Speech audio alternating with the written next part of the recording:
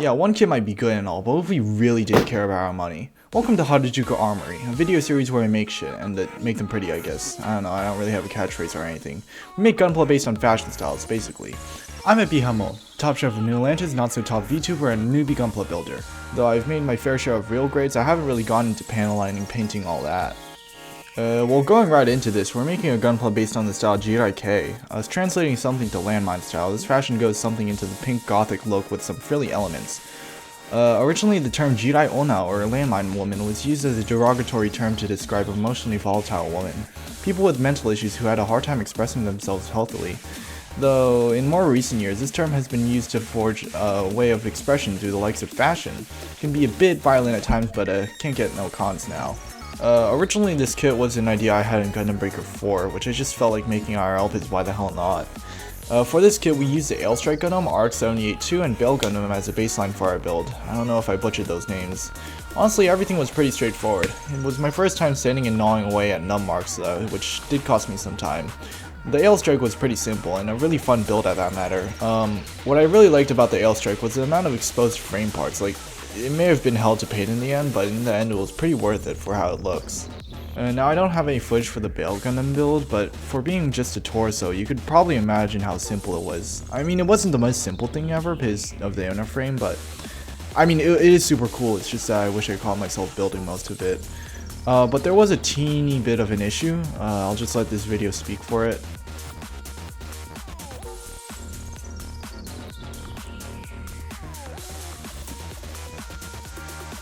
Both sockets were an Audi. Now this is a simple fix honestly, but we didn't have a drill. We need a drill. So we bought a drill. Drilling was pretty simple. I mean, as simple as it can get. Just point and twist really. I mean, for $8 this thing is pretty good. I got it on Amazon same day shipping and I was surprised it didn't shatter within like a few seconds of use, you know? Now the problem with the build is I couldn't use the polycaps I were given and had to use the pole of a joint that the Bale defaults to, meaning that I couldn't exactly move the waist back and forth or side to side, just rotate it.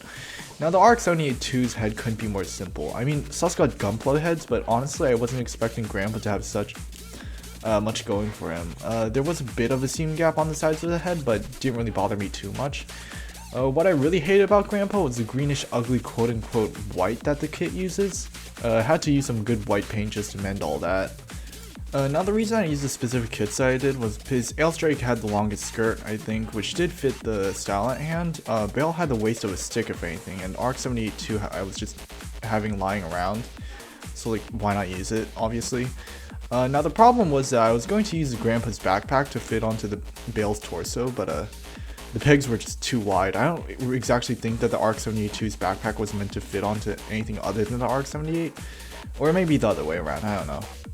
Now painting was pretty simple. I didn't have access to any airbrushes or anything fancy, so I had to stick to the good old 1-2, being conventional brushes. My first ever paint job, like first ever, I mean way before this, was done with Tamiya acrylics, which did not end so well. I tried mixing it, which left me with a murky grayish color. I had to ask online what was up with that.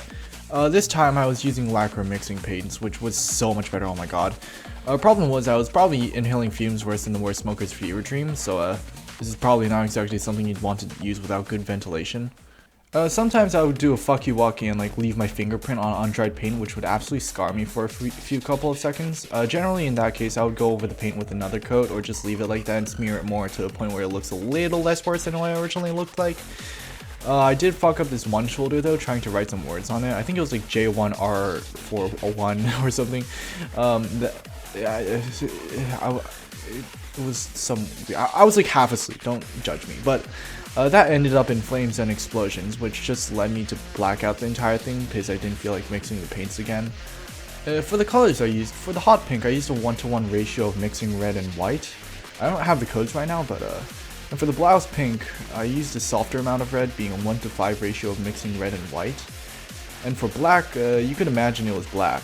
I mean, like, but I was pretty happy with how this came out. It was my first time painting Gunpla seriously, and you could probably definitely tell by the messy paint job. It was pretty fun nonetheless. Now moving on to the most unique part of the experience, the accessories. I originally wanted a lot more things to be attached to the Gundam at first, but as I did things I started to realize that would be a bit futile. But starting off, I wanted to make a little ribbon for the Gundam, just to add that Jirai motif. using Tamiya plates. So I started by making little boxes out of plates, but you could see where that went. So I resorted to a less ergonomical idea called layering. Basically, I just put multiple layers of the same piece onto each other and then sand them down until something looks plausible. A bit wasteful, but whatever. Moving on to the twin tails I wanted, I used the boxing method over the layering one just because layering the pieces was already annoying enough. I was starting to run low on space on my plastic sheets. This is about the time I realized how strong cement glue really is, seeing how just gluing a piece of plastic as a side and waiting like a minute already makes it as strong as already a bonded piece of plastic. But this is also when I realized that making the amount of accessories I wanted originally was probably going to be futile, mostly because the amount of paint that I had and the plastic plates I held. As I ran out of space for a second twin tail on my plot plate, I was starting to wonder how I would be able to get a second cannon stuck onto the back of the Gundam. That's when the Holy Grail Hyper Bazooka came into idea. Now I don't exactly have footage of myself painting the accessories because I forgot to wear gloves, but here's what they looked like in the end. Now attaching everything, I was super proud of this build. It was a really fun 1 week journey and I'd do it 15 times over if I could. But yeah, thank you all for watching, thank you all for coming. This is the humble Top Chef from New Atlantis signing out. I'm sorry if I stuttered like a hell lot in this damn video. This is my first time reading off a script, if anything, so I'm really sorry about that. But do subscribe if you want to, do like the video if you can, and thank you for staying till the end, you know? Yeah.